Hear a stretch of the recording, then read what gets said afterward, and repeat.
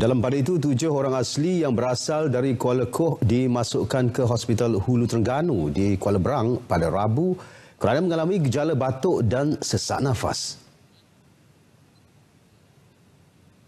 Pengarah Kesihatan Negeri Terengganu, Dr. Muhammad Jusoh dalam satu kenyataan hari ini berkata, seorang lagi turut dimasukkan ke hospital sama kerana mengalami cirit-birit, sakit perut serta muntah.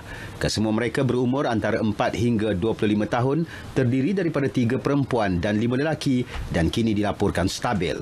23 orang asli yang berasal dari Kuala Koh tinggal di Kampung Gerdung, Hulu Terengganu secara berperingkat, iaitu 7 orang telah lama menetap di kawasan itu, manakala 16 lagi baru berpindah pada 8 Jun lalu.